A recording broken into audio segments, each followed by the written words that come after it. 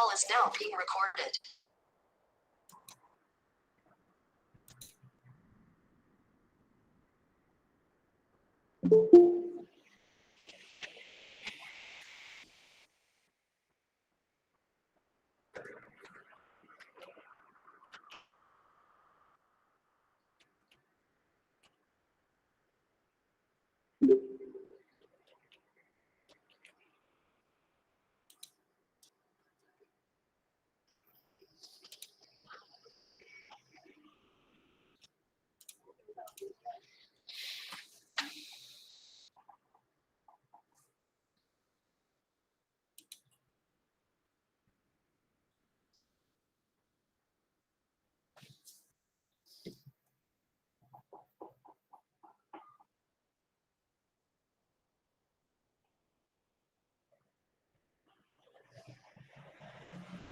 ¿Se escucha bien ahora?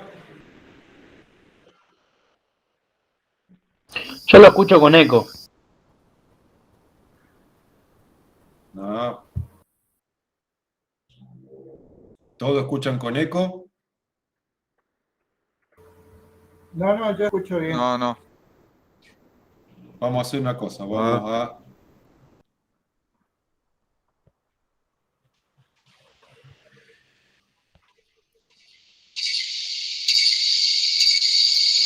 Ay, Dios santo.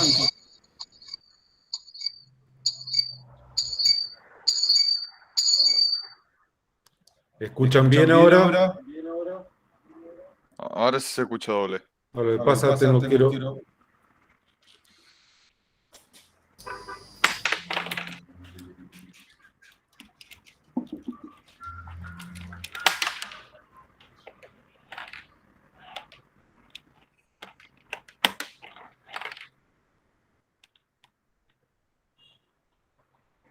¿Escuchan?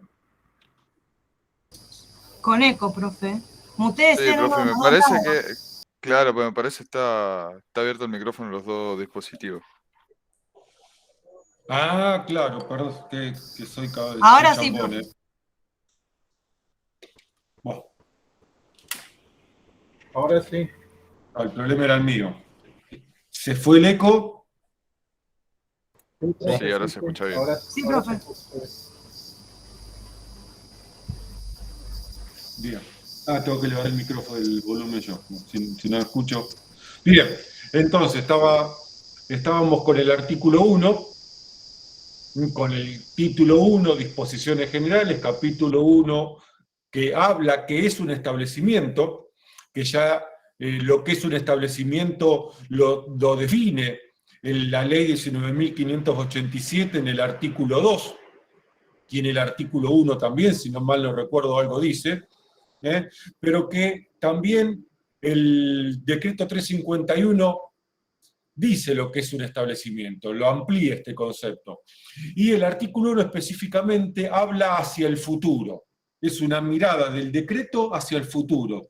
Y dice que todo establecimiento que se instale en el territorio de la República, o todo establecimiento que amplíe, o todo establecimiento que modifique sus instalaciones, dará cumplimiento a la ley.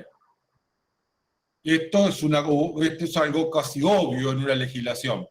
Una ley se aplica a partir de que entre en vigencia. Y por lo tanto, si la ley entra en vigencia hoy, todos los establecimientos de hoy hacia el futuro deberán cumplir con la ley. ¿Está claro este primer artículo?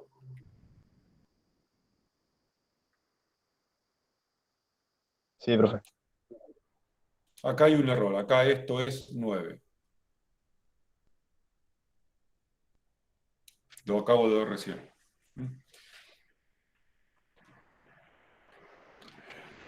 Ahora, vamos a ver el artículo 2.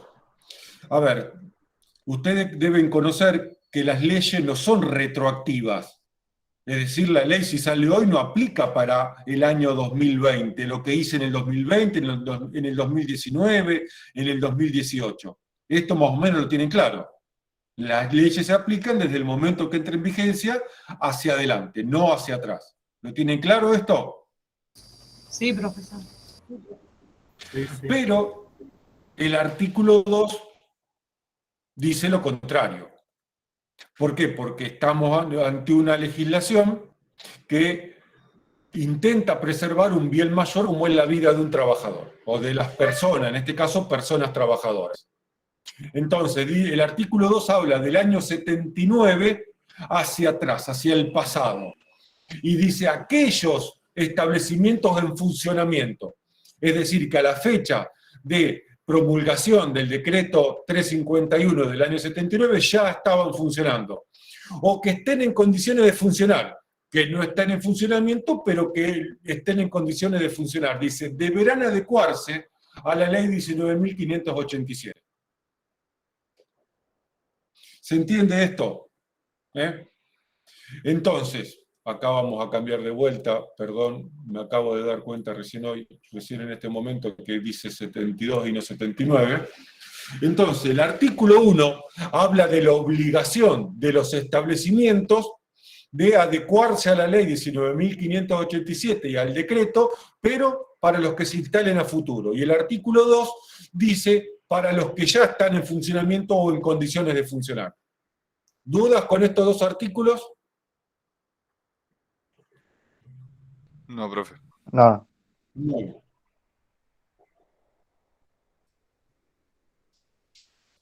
Artículo número 3.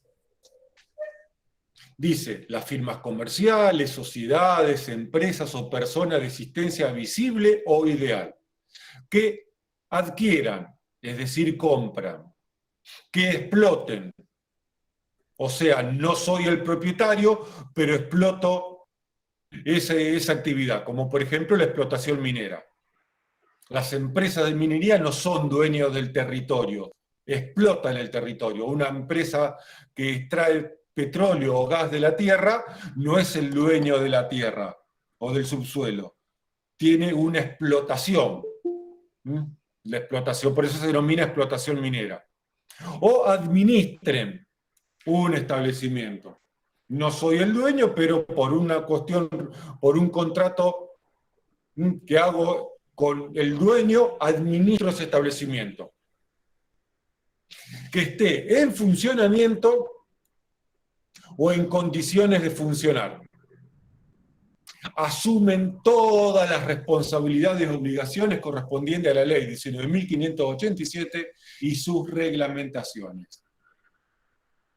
¿Se entiende? Creo que se logra entender que es una empresa que compra, una firma comercial que compra una empresa, la adquiere. El que explota, creo que lo entendieron también. Sí. ¿Y quién administra un establecimiento?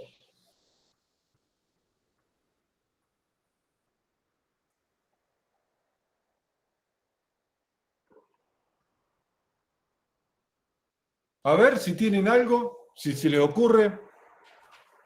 Todos los días Los entran y salen la gerentes. mayoría.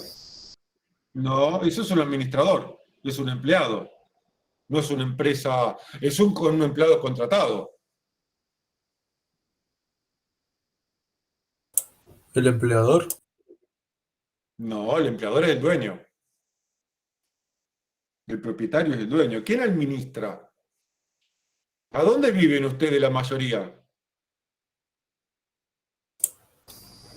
Un consorcio. Ah, no. Un consorcio. ¿El consorcio qué tiene? ¿Se administra solo o contrata una empresa que lo administra?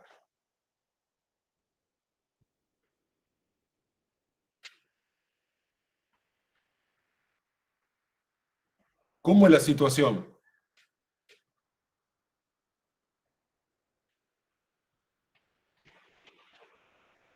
¿Qué pasó?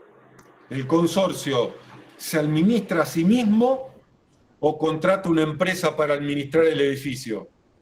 Contrata un administrador. O un administrador, una persona física, una persona claro. sí, física, o una empresa ideal que se dedica a administrar edificios. Una explotación, el que explota la cantina de una escuela, el que explota una parte de un club, una cantina de un club, el que explota la pileta del club, como en el caso del instituto. El que explota la pileta del instituto no es el dueño de la pileta. Explota la instalación que le fue concedida, que le fue concesionada. En el edificio, más allá de que es una actividad de vivienda, aplica igualmente. Porque hay una empresa, una sociedad, una firma comercial, una persona de existencia visible o una empresa de existencia ideal que administra el consorcio, administra el edificio. Por lo tanto, esa administradora es la responsable y asume todas las responsabilidades correspondientes a la Ley 19.587 y sus reglamentaciones. ¿Se acaban de enterar algunos? O sea, nosotros los propietarios le estamos delegando a esa administradora, la administración, esa empresa, la administración del edificio.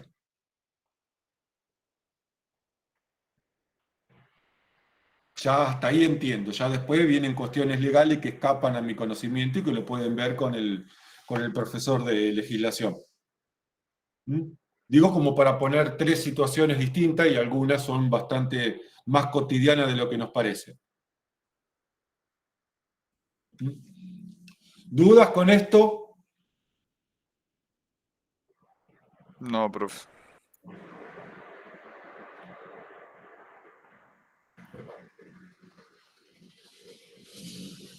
Bueno. Artículo 4. El artículo 4, que me quedó en gris, porque estuve haciendo unos cambios y me olvidé de cambiar las transiciones, es el artículo que amplía el concepto de establecimiento. Cuando el artículo 1 empieza, el artículo 1 y 2 habla de lo que es un establecimiento, y esto siempre lo voy a recalcar y lo voy a preguntar hasta que se canse. El artículo 2 habla de lo que es un establecimiento, aquellos establecimientos. El artículo 3 menciona la palabra establecimiento. ¿Qué es un establecimiento? Bueno, repito, un establecimiento es conforme a lo que dice el artículo 2. Me parece que el artículo 1 también, no me acuerdo, tendría que ponerme a repasar y tendría que haberlo traído en copia para verlo en el momento. Pero cuando dice establecimiento tengo que ir a ley, porque ahí define lo que es un establecimiento, y al artículo 4 del decreto. Entonces, el término establecimiento designa la unidad técnica o de ejecución. Es decir, la unidad técnica no lo termina por definir el decreto que es una unidad técnica, que es una unidad de ejecución, pero podemos entender que la unidad de ejecución es donde se trabaja. Si lo llevamos a una obra, la unidad de ejecución es la obra, la unidad técnica es la oficina. ¿Se entiende esta diferencia? La unidad de ejecución es el taller. La unidad técnica es la oficina administrativa, que a lo mejor está en el mismo lugar o, como en muchos casos sucede, está separada de la parte donde se ejecuta la tarea. La unidad de ejecución es el barrendero que nos barre las calles. Es el chofer del colectivo esa es la unidad de ejecución. La unidad técnica es el establecimiento donde se guardan los vehículos, se le hace el mantenimiento, se hace la administración de las unidades, de la empresa, etc. ¿Se entiende esto qué es unidad técnica y unidad de ejecución? Sí, profe. Dice, entonces el término establecimiento designa la unidad técnica o de ejecución donde se realicen tareas de cualquier índole o naturaleza, con la presencia de personas físicas. Entonces, mi casa no entra dentro del concepto establecimiento. No quiere decir que no sea un edificio o una edificación, que es distinto, pero no entra dentro del concepto establecimiento, porque no hay presencia de personas físicas trabajando.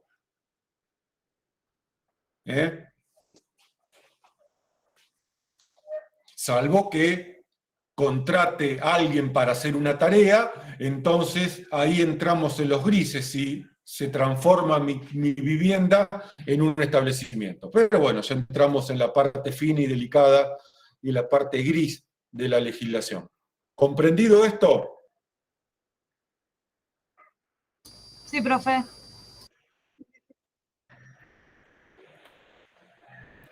Bien, si entendimos esta parte, vamos al título 2, que el título 2 es muy importante, lo vuelvo a repetir así le queda claro cuando repasan el material fílmico, es muy importante porque es el que nos da trabajo a ustedes cuando se reciban y a mí que estoy recibido ya hace unos cuantos añitos. Por eso lo explico, porque de esta manera entramos a entender un poquito la normativa que nos rige, y el título 2 habla de las prestaciones de medicina y de higiene y seguridad en el trabajo. El título 2 original no es mi perro el que ladra, porque yo no tengo perro. El perro de acá que está en la calle que lo deben estar matando, pobrecito. El título 2 originalmente lo componía el capítulo 2, el capítulo 3 y el capítulo 4. Estos 3 capítulos fueron derogados y reemplazados por el decreto 1338 del año 96. Es decir, todo el título 2, que compone los artículos 8 al artículo 41 inclusive, fue derogado y reemplazado por el decreto 1338 del año 96, que es el decreto que voy a empezar a explicar a continuación. Es decir, el decreto 1338 del año 96 es el título 2 del decreto 351 del año 79. Se va a empezar a hacer un matete de números, de decreto que cambian, que regula, que resolucione, pero bueno, es parte de lo que tenemos que aprender porque es lo que regula nuestro trabajo y es lo que necesitamos explicar posiblemente a un empleador, a un empresario que no tiene por qué saber al mismo nivel que debemos saber nosotros.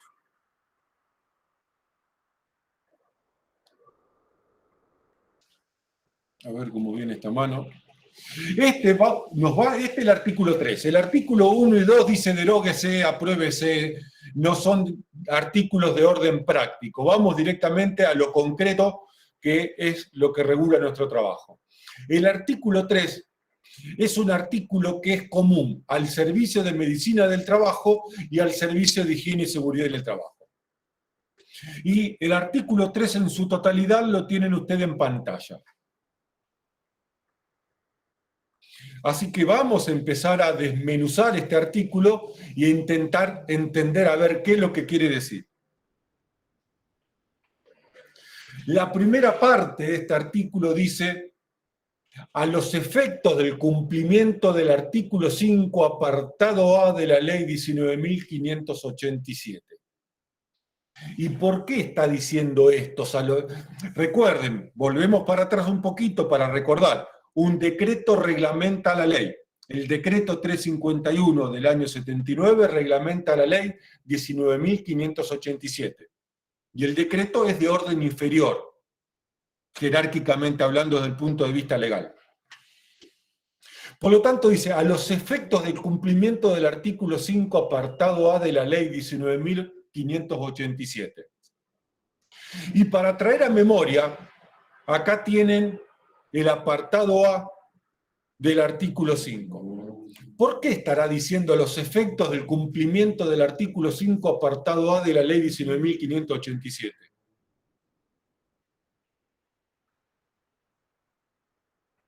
El que dice esto es el decreto, el artículo 3 del decreto 1338 del año 96.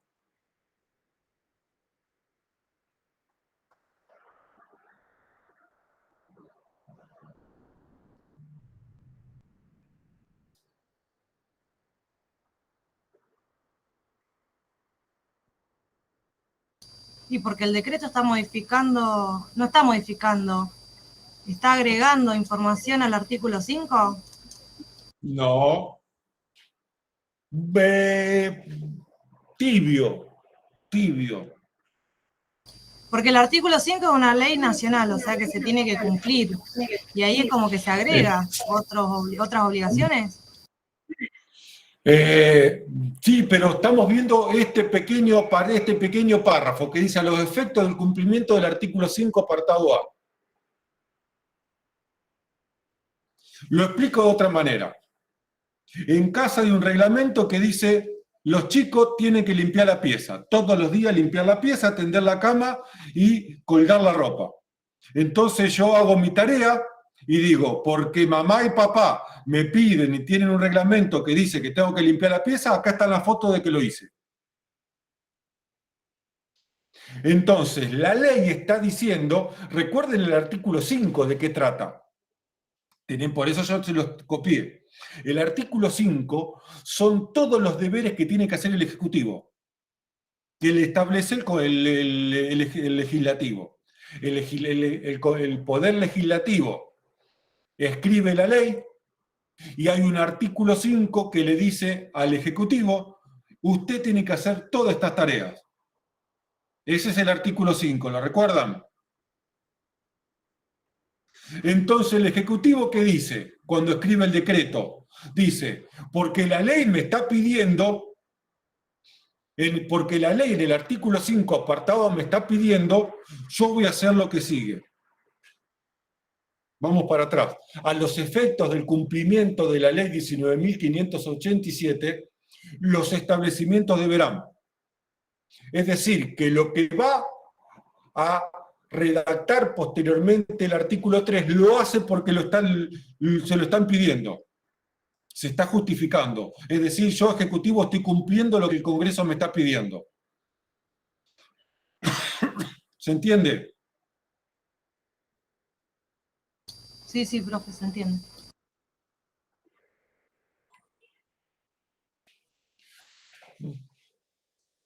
Entonces dice, los establecimientos deberán. Vamos a la lectura primero. A los efectos del cumplimiento del artículo 5, apartado A de la ley 19.587, los establecimientos, no dice algunos, no dice los establecimientos de la construcción, no dice el agro, no dice los grandes establecimientos, dice los establecimientos, los incluye a todos. Deberán. Hay una obligación. Es decir, lo que va a decir es obligatorio. Deberán contar. Olvidémonos lo que está entre comas, acá entre esto, que después lo voy a explicar. Deberán contar con servicios de medicina del trabajo y de higiene y seguridad en el trabajo.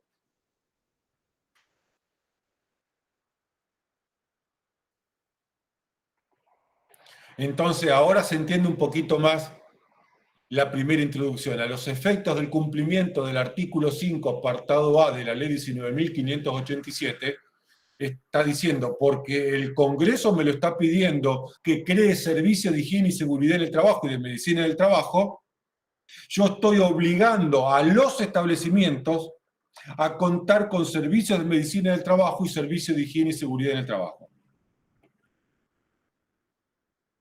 ¿Se entiende? Es decir, los establecimientos deberán. Hay una obligación de parte de los establecimientos, no es una opción. Y si el empleador me pregunta, ¿yo entro dentro del concepto establecimiento? Sí, señor. En su lugar, ¿hay personas contratadas o bajo relación de trabajo ejecutando tareas de cualquier índole o naturaleza? Sí. Pero yo soy un kiosco. Pero es un establecimiento. Porque hay alguien que no es el dueño, que está bajo relación de dependencia o bajo contrato de trabajo ejecutando tareas de cualquier índole o naturaleza.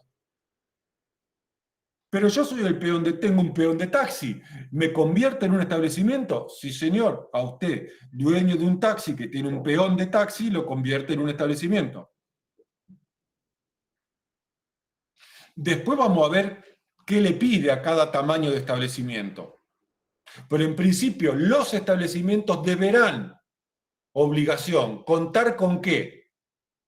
Con servicios de medicina, de higiene y seguridad del trabajo, servicios de medicina de trabajo.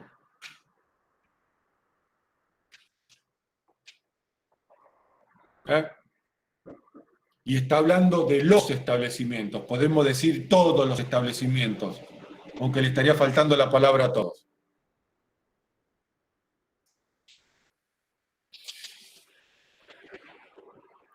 Vamos para atrás.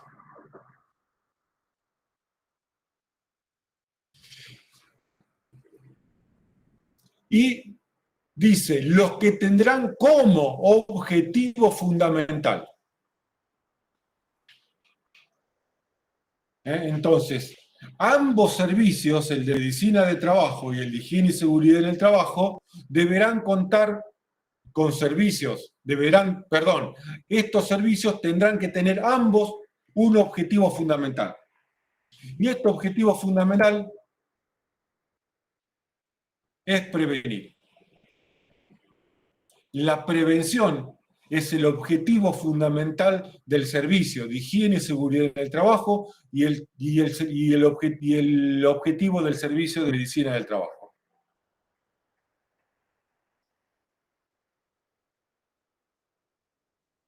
Entonces, hasta acá encontramos dos temas que toca este artículo 3. Primero, habla de que los establecimientos están obligados a tener este tipo de servicios.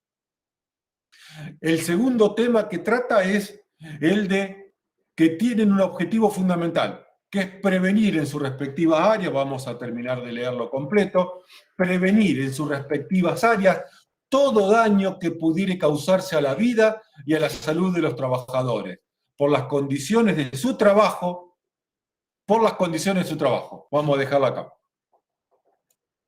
Hasta ahí. Y vamos a volver atrás. Vamos a contar esto, para que se entienda. Estos servicios deberán contar con carácter interno o externo según la voluntad del empleador, con servicios de medicina del trabajo y de higiene y seguridad en el trabajo. ¿Qué significa esto? Con carácter interno o externo según la voluntad del empleador.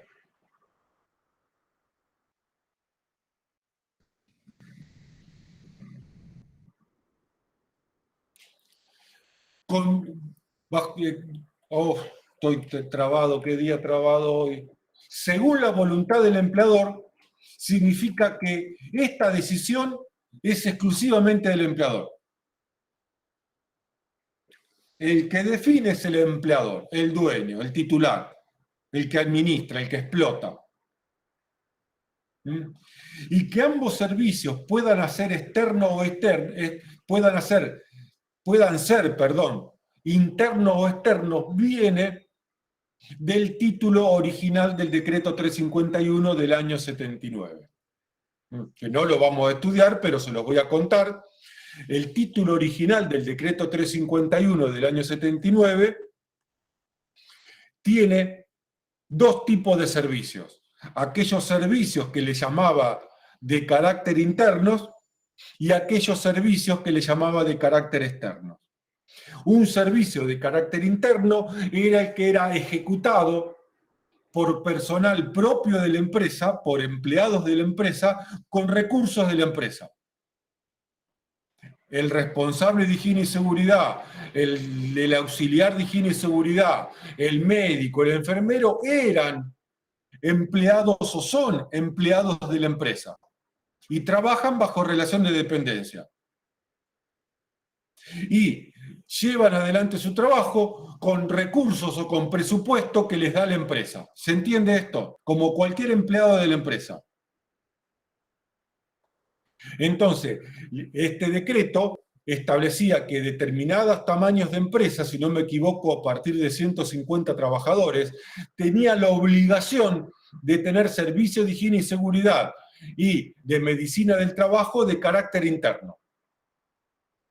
Y a las empresas más chicas, no me acuerdo los números, tendría que ponerme a leer, porque ya hace bastante tiempo que cambió esto, les permitía tener estos servicios, pero ejecutados por personal externo.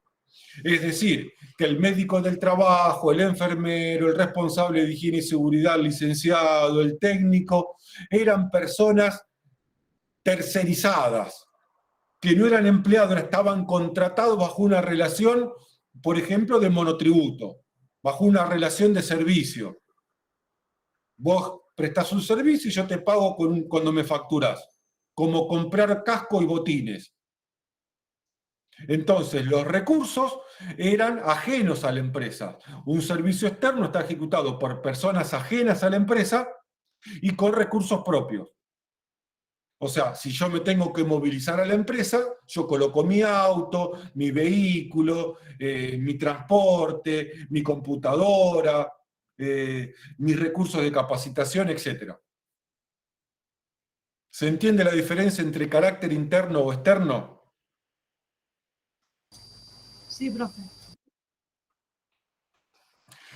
A partir del decreto 1338 del año 96, esta situación de si mi servicio de higiene y seguridad en el trabajo va a ser de carácter interno, es decir, ejecutado por mi personal propio, o va a ser de carácter externo, ejecutada por personal contratado, lo decido yo como empleador. Y no me da ningún criterio de decisión. Me dice, usted empleador define y decide qué carácter va a tener su servicio de higiene y seguridad en el trabajo. ¿Se entiende esto?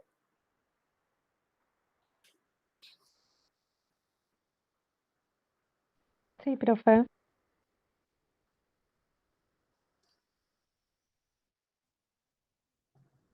Entonces, vamos a leerlo completo, hasta donde llegamos.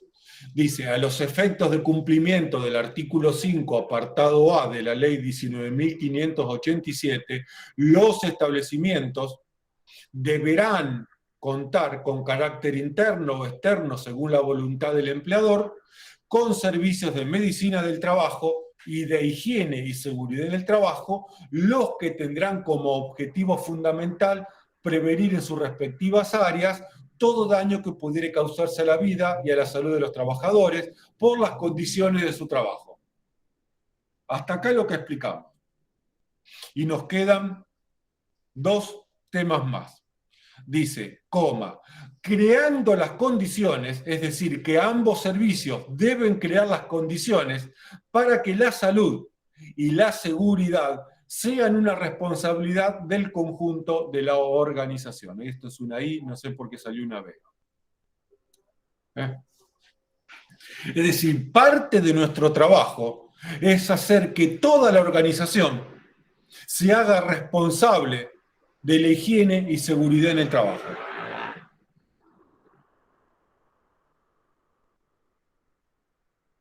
No solamente va a ser el tipo... A ver, hay que entender esto. Hay un solo responsable de la higiene y seguridad en el trabajo, que es el titular de la empresa, que es el empleador, que es el explotador de la empresa, que es el administrador de esa empresa.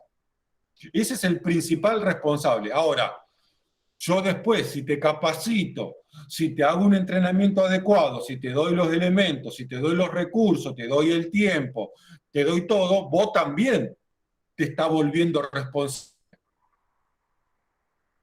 No sos una blanca palomita, sos un santito que reza todas las noches, además lo podrías hacer.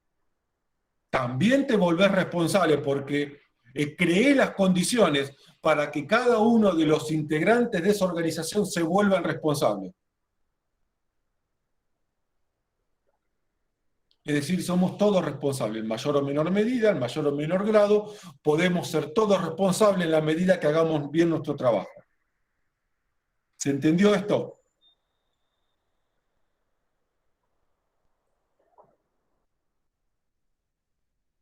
Sí.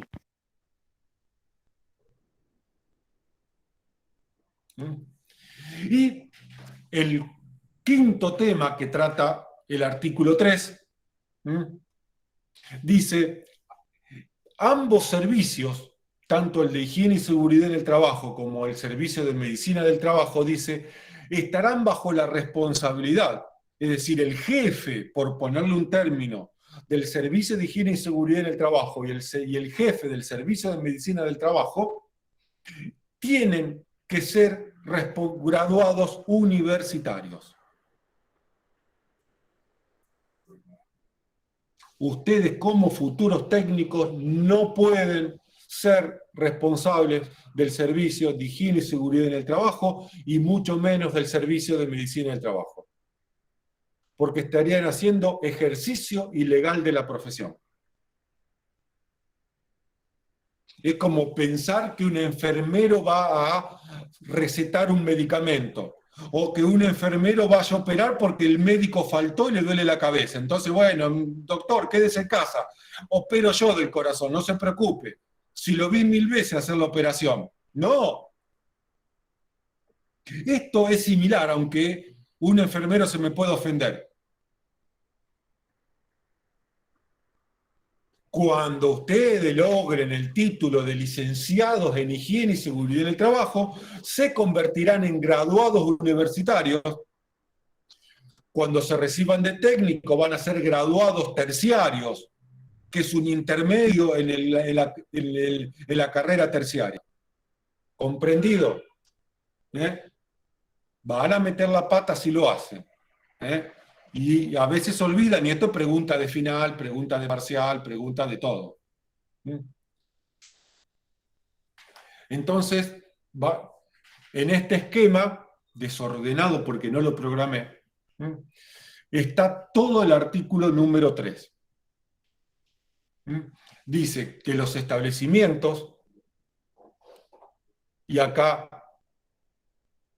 el artículo 2 de la ley 19.587 y el artículo 4 del decreto 351 del año 79, definen y establecen qué es un establecimiento. Entonces, cuando yo me pregunto qué es un establecimiento, ustedes están viendo ahí en pantalla qué es un establecimiento. Y el primer tema que trata, lo vamos a repasar porque este artículo es importante, habla de la obligación que tienen estos establecimientos. ¿Obligación de qué? De contar con servicios de higiene y seguridad en el trabajo y con servicios de medicina del trabajo.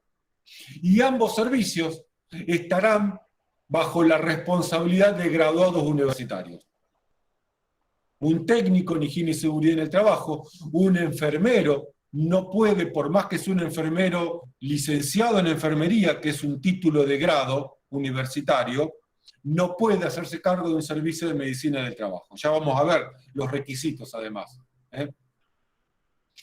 Ambos servicios pueden ser con carácter interno, es decir, con personal propio del establecimiento de la empresa, con recursos propios de la empresa, o pueden ser llevado adelante con personal contratado o denominado externo o denominado tercerizado con recursos de estas personas. Y esto lo define el empleador.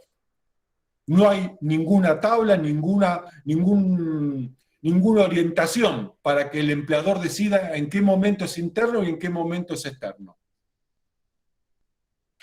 El otro tema que trata es el objetivo fundamental. Porque después, más adelante, la clase que viene, o ahora, vamos a ver la misión fundamental. Y el objetivo fundamental de ambos servicios es la prevención. Que no quiere decir que sea lo único, lo define como lo primero, lo más importante, el objetivo fundamental es la prevención. ¿A qué nos dedicamos? A prevenir accidentes, no a curar heridas. Aunque parezca esto, ¿para qué quiere un servicio de medicina? ¿Para atender accidentados? No, señores. El servicio de medicina del trabajo no da pastillas. El servicio de medicina del trabajo, como vamos a ver, no cura, no da curitas y pone mertiolate o Pervinox en las heridas y hace una bendita. El servicio de medicina hace prevención. El servicio de higiene y seguridad no da casco, hace prevención. Nosotros lo hacemos desde la parte técnica de higiene y seguridad, y el médico y el enfermero lo hacen desde la mirada de la medicina. Pero ambos, con miradas distintas del mismo tema, hacemos ambos prevención.